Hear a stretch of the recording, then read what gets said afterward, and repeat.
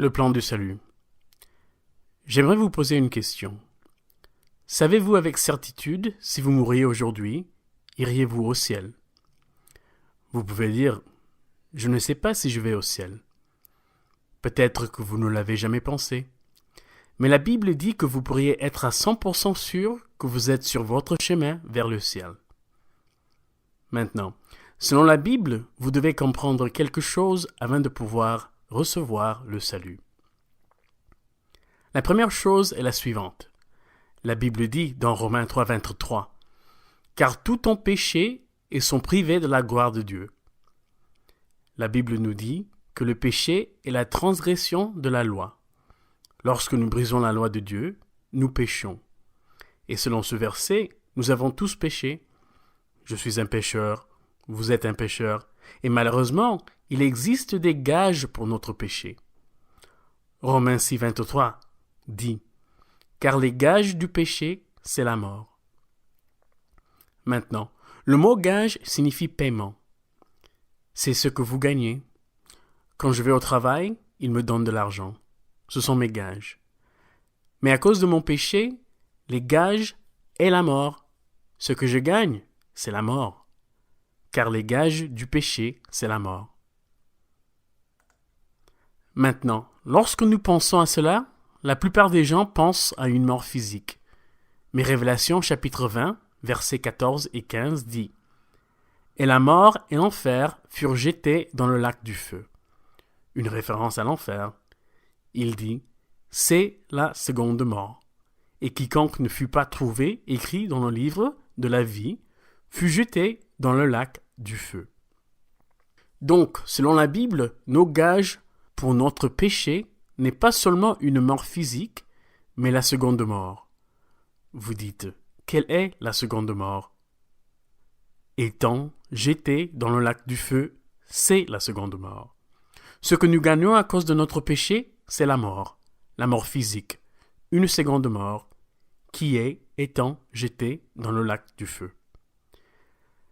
Révélation 21, 8 dit « Mais les peureux, les incrédules, les abominables, les meurtriers, les prostituées, et les sorciers, et les idolâtres. » C'est une liste très mauvaise, n'est-ce pas? Les meurtriers, les prostituées, les sorciers. La plupart des gens seraient d'accord avec un meurtrier. Oh oui, ils vont aller en enfer.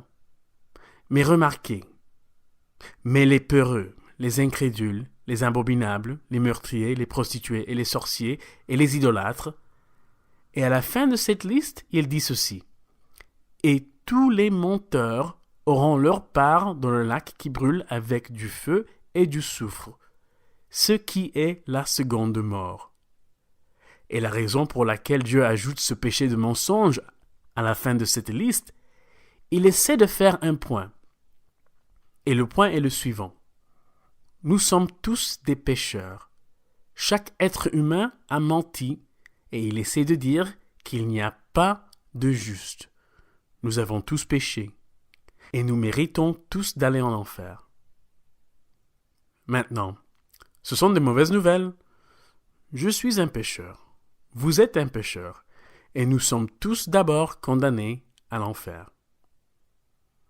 Mais l'Évangile est la bonne annonce ou la bonne nouvelle. Romains 6, 23 dit « Car les gages du péché, c'est la mort. » Nous comprenons ce que cela signifie maintenant. Mais la deuxième partie de ce verset dit « Mais le don de Dieu, c'est la vie éternelle par Jésus-Christ, notre Seigneur. » La Bible dit que Dieu a un don qu'il veut nous donner. Et ce don, c'est la vie éternelle. Maintenant, Éphésiennes 2, 8 et 9, la Bible dit « Car vous êtes sauvés par la grâce, par le moyen de la foi. » Le mot grâce signifie que vous ne le méritez pas, que vous ne l'avez pas gagné, vous ne payez pas. Vous êtes sauvés est une référence à être sauvé de l'enfer, parce que je ne veux pas y aller. Je suis sûr que vous ne voulez pas y aller. Par le moyen de la foi signifie que le mot foi signifie croire. Il dit « Car vous êtes sauvés par la grâce, par le moyen de la foi. et cela ne vient pas de vous. Ça n'a rien à voir avec vous. Voici pourquoi. C'est le don de Dieu. Ce n'est point par les œuvres, afin que personne ne se glorifie. Un don n'est pas quelque chose pour lequel vous travaillez. Un don est quelque chose qui vous est donné. Quelqu'un d'autre le paye. Mais vous ne payez pas pour cela. Si je vous ai donné un don et je vous demande de me donner de l'argent, ce ne serait pas un don. Si je vous ai donné un don, mais je vous demande de faire quelque chose pour cela, ce ne serait pas un don. Maintenant, le don ne vous coûte rien, mais il en coûte à la personne qui le donne à vous quelque chose. Et le don de Dieu est exactement le même. Jésus a dû payer pour ce don.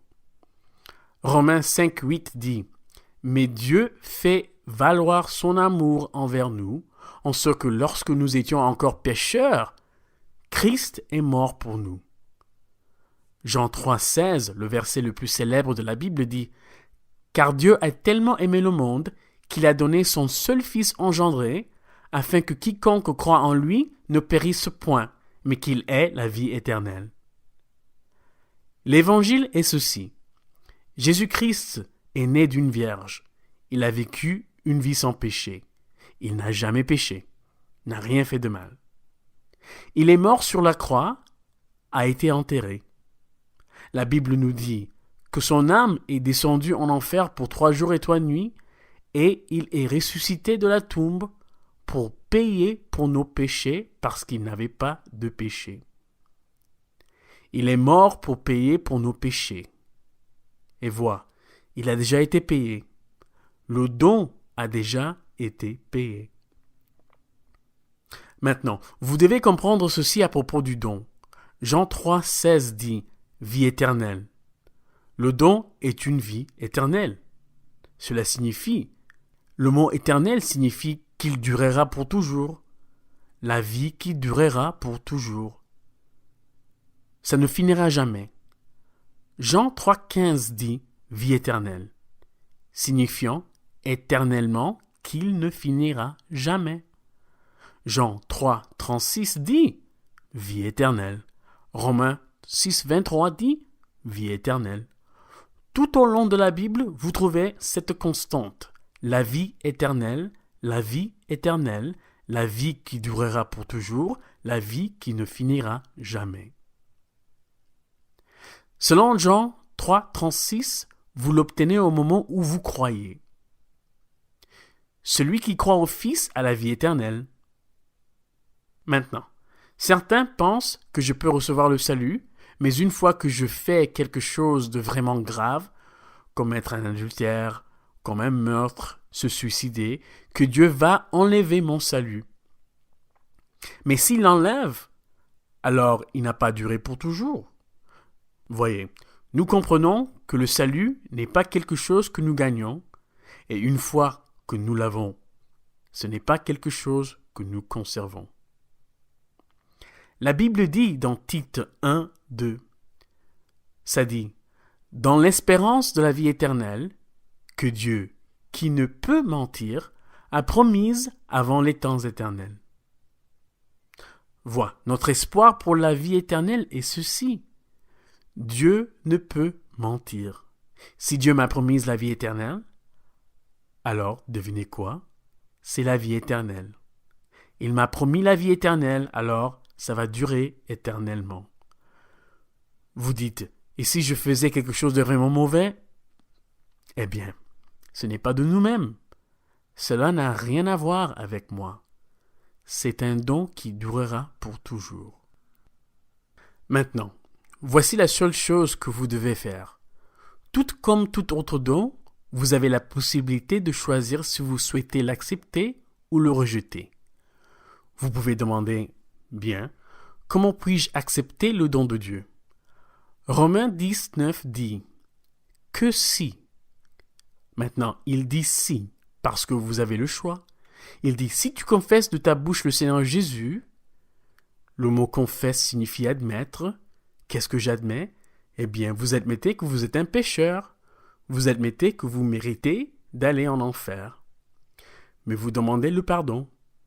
Il dit, si tu confesses de ta bouche le Seigneur Jésus, mais c'est plus que de simplement dire des mots, il dit aussi, et que tu crois dans ton cœur que Dieu l'a ressuscité des morts, vous croyez que Jésus-Christ est mort sur la croix, a été enterré et s'est levé de la tombe comme un paiement pour vos péchés. Il dit, si tu confesses de ta bouche le Seigneur Jésus et que tu crois dans ton cœur que Dieu l'a ressuscité des morts, la Bible dit, tu seras sauvé. Cela ne dit pas que vous pourriez être sauvé. Ça ne dit pas que vous, avec espoir, serez sauvés. Dieu dit que je vous sauverai si tu confesses avec ta bouche et que tu crois dans ton cœur. Remarquez, vous n'avez pas à aller à l'église. Cela ne dit pas que vous devez vous faire baptiser. Il ne dit pas que vous devez vous repentir de vos péchés. Cela ne dit pas que vous devez faire quelque chose. Il suffit de croire et de demander lui de vous sauver. Si vous croyez que dans votre cœur, si vous croyez que Jésus-Christ est mort sur la croix pour vos péchés, a été enterré et s'est levé de la tombe, il veut vous donner un don. C'est la vie éternelle. Alors, pourquoi ne pas simplement confesser avec votre bouche en ce moment? Je voudrais vous aider à former une prière. Si vous le croyez, pourquoi ne priez-vous pas avec moi en ce moment? Cher Jésus, je sais que je suis un pécheur. Je sais que je mérite d'aller en enfer. Pardonne-moi de tout mon péché et donne-moi la vie éternelle. Je ne fais pas confiance à mes travaux. Je ne fais pas confiance à ma religion. Je ne fais que confiance en toi. Merci de m'avoir sauvé. Amen. Si vous avez prié cette prière et que vous avez cru dans votre cœur, selon la Bible, vous êtes maintenant sauvé. Vous avez la vie éternelle. Félicitations.